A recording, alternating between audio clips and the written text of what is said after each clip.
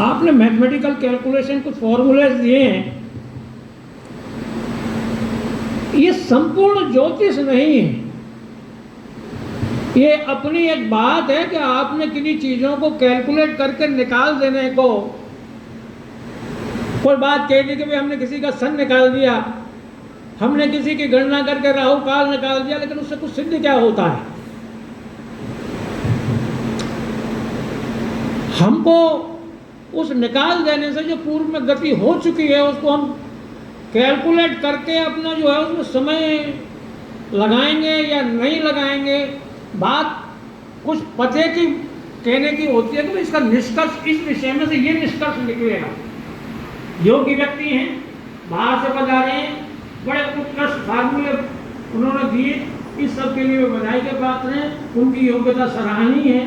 लेकिन इसके साथ मेरा उनसे निवेदन भी है कि जब भी यहाँ तो चर्चा जो है, जो विषय हैं वो फलित से संबंधित हैं, और हम जितनी बात कर रहे हैं ज्योतिषी के फलित जो हम किस जनता को क्या दे सकते हैं, ये जो बात है ये कहीं जाकर के हम किसी संस्था में कोई किसी बच्चे को कोई कैलकुलेशन करना हो तो उस संबंधी तो बात ठीक है, लेकिन यहाँ पर तो बात अपने को जो बतानी है कि भाई क्या है।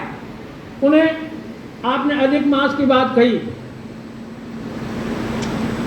हमारे ज्योतिष में मूल बात क्या है? देखिए, आप सब लोग ज्योतिष पढ़ते हैं तो सौर वर्ष 365 दिन और 6 घंटे का होता है, और चंद्र वर्ष 354 दिन और 8 घंटे का होता है। जिनमें जिसने ज्योतिष पढ़ी है उनको जानकारी होगी, जिन्होंने नहीं पढ़ी उनको जानकारी नहीं होगी। और इन दोनों को जब हम मिला देते हैं तो 7 से 19 दिन और 14 घंटा हुआ। इनको डिवाइडेड बाय 2 कर दें तो राउंड अबाउट ये 360 होता है। तो हमारे जितने पंचांग बने वो पंचांग, उसको अपन सावन वर्ष कहते हैं, 360 दिन का सावन वर्ष होता है। अब हम जो कैलकुलेट करते हैं, जो पंचांग बनाते हैं, 360 दिन सावन मतलब वर्ष को मान करके पंचांग बनाया जाता है। लेकिन उसमें एडजस्टमेंट जो चंद्र वर्ष है वो तिथि के आधार पर है, जो सौर वर्ष है वो सौर दिन के आधार पर है। तो हम देखेंगे कि चंद्र वर्ष और सौर वर्ष में कितना अंतर हुआ, 354 और 365 को हम देखेंगे तो 11 दिन का अंतर आया। तो 11 दिन का एक वर्ष में अंतर हुआ, तो हर तीसरे महीने, हर तीसरे साल में अपने को क्या मिलेगा? 33 दिन। और 33 दिन को हमको एडजस्टमेंट करना है, यानी 30 दिन का एक महीना होता है। तो वो जब हम एडजस्ट करते हैं, वो जो कैलकुलेटिव सिस्टम में आता है, तब हमारे यहाँ ये अधिक मास होता है। इसमें कोई हम काल्पनिक रूप से नहीं बिठा सकते, वो कैलकुलेशन से, और उसके ब्याह पर जो है ना पंचांग बनता है। तो आपकी सबकी जानकारी के लिए मैं कहना चाहूँगा कि हमने सब पढ़ाया है और हम पढ़ाते हैं, और ये इसमें को जो पढ़े हों पूर्व में वो हाँ हाथ उठाए, हमने बोला या नहीं बोला? तो अधिक मास बताया कि अधिक मास क्यों होता है, इसके पीछे रीज़न है। और इंग्लिश में क्या होता है कि हर चौथे साल जो लीप ईयर कहलाता है उसको क्या करते हैं कि वो 365 दिन 6 घंटे, तो 4 वर्ष में कितना हुआ? एक दिन को अपन 6 घंटे को जब बढ़ाते चले जाएंगे तो 6 से 18, हर चौथे साल जो है ना वो 24 घंटा हुआ, उसको एक दिन प्लस कर दिया जाता है, जो फरवरी में किया जाता है। 28 की जगह 29 काउंट करते हैं, that is called the leap year. तो मैं आपके संशोधन हेतु ये कहें, आपने जो फॉर्मूले बताए वो बिल्कुल उत्तम हैं, मैं उनको काट नहीं रहा, ना मैं आपका किसी कारण से कोई विरोध कर रहा, लेकिन हमने वो सब लॉजिकली बता रखा है संस्था में, और आपकी जानकारी हेतु बताया कि भाई ये चीज़ हमने एक्सप्लेन की हुई है और बिल्कुल लॉजिक की हुई है। आप अगर चाहें तो पूरे साथ उठा करके देख लें, फिर इसमें कोई कमी हो तो हमें मतलब सुझाव दें। तो आपकी बात उल्लेखनीय रही। आप बड़े विद्वान हैं, आपने भविष्यवाणी की है कि अक्टूबर तक पाकिस्तान पीओके हमारे पास आ जाएगा। मैं इस बात का आपका स्वागत करता हूं कि आपने एक हम सबको एक दिशा दी है, और ये बात अगर साबित होती है तो हम आपको इस मंच से निवेदन करते हैं कि हम आपको पुनः बुलाकर आपको पूर्ण रूप से स्वागत करेंगे। ये मैं आपसे अपनी बात कह रहा हूं। दूसरी बात, मयंक ने भी कुछ भविष्यवाणी की है अपने बोलने में।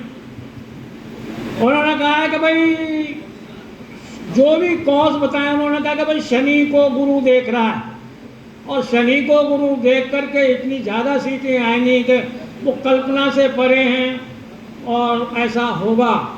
अगर ऐसा होता है तो वो भी इस संस्था के मन से हम उनका भी स्वागत करें, क्योंकि उन्होंने आगे होकर के कोई बात कही है।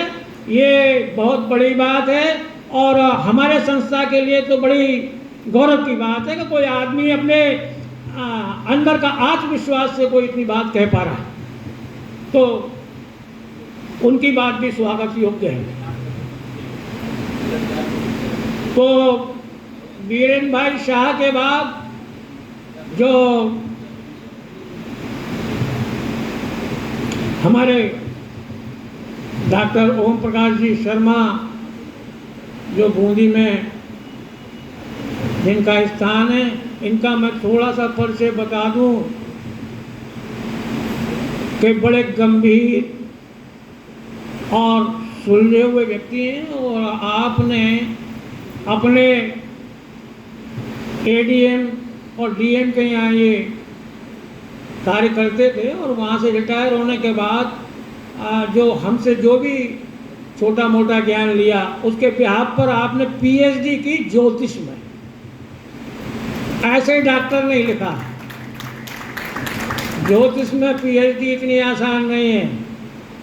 तो वो ज्योतिष में पीएचडी की, और उसके बाद आपको मेवाड़ यूनिवर्सिटी में अपॉइंटमेंट एज प्रोफेसर नियुक्त किया गया। पुणे प्रमोशन के रूप में आपको डीन बना दिया गया। तो संस्था को गर्व होना चाहिए कि हमारी संस्था से कोई ऐसा महान व्यक्ति भी है जो इतने ऊंचे पद पर जा सकता है। हमने कोई डिग्री नहीं दी,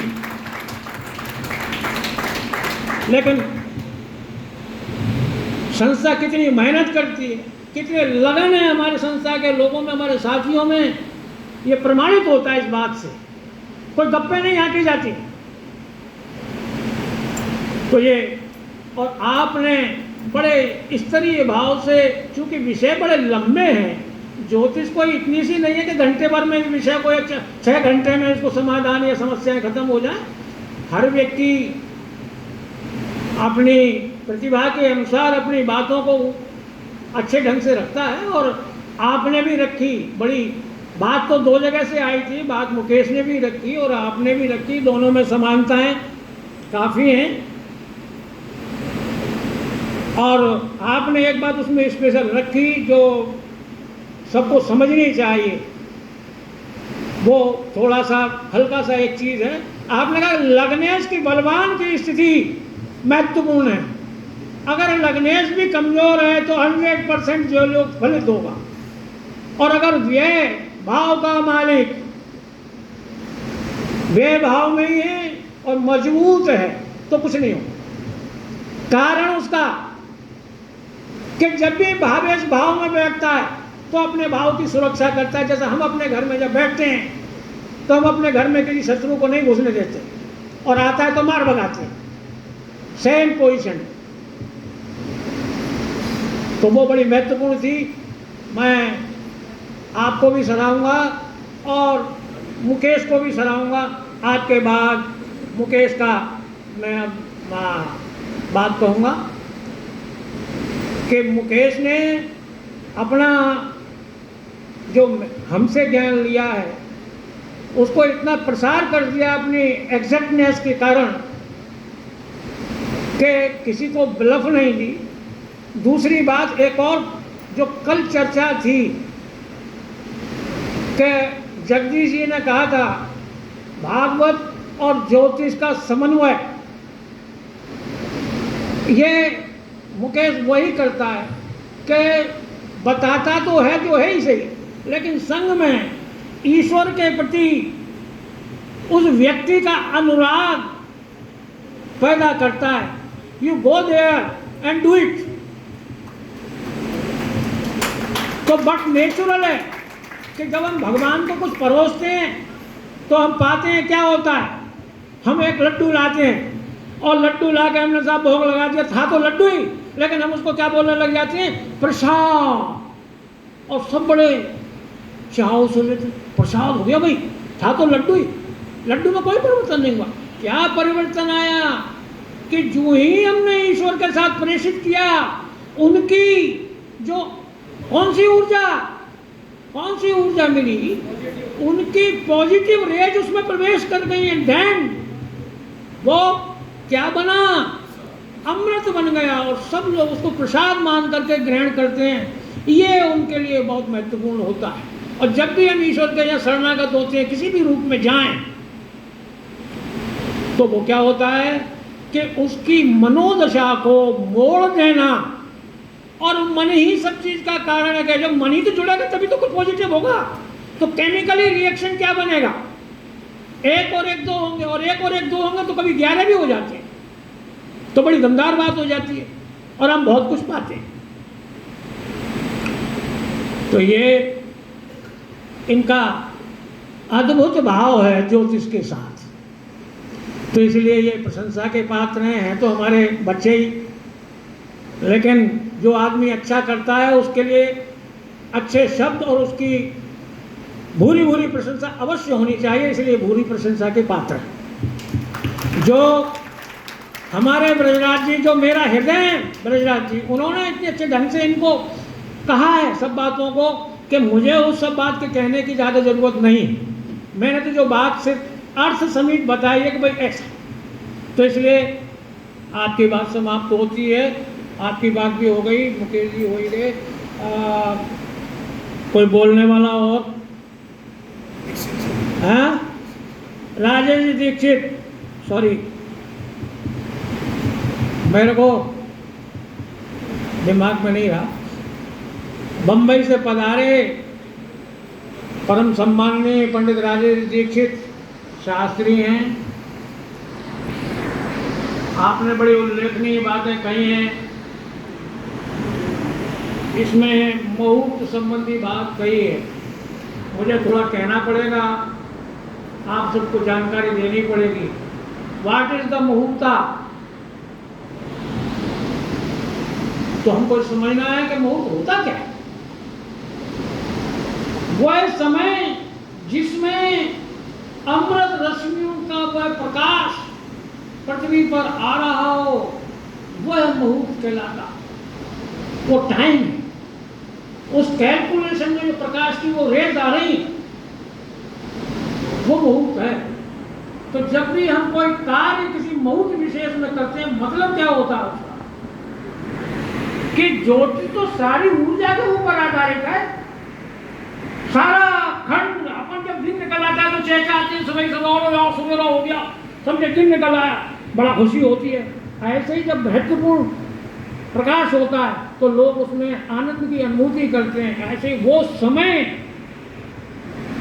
वो कालखंड, वो 2 घटी का होता है और पूरे दिन में 60 घटी होते हैं, तो 30 घटी के दिन और रात के मुहूर्त होते हैं। उस मुहूर्तों में कौन सा मुहूर्त हम चुनें जिससे वो हमारा कार्य सिद्ध हो।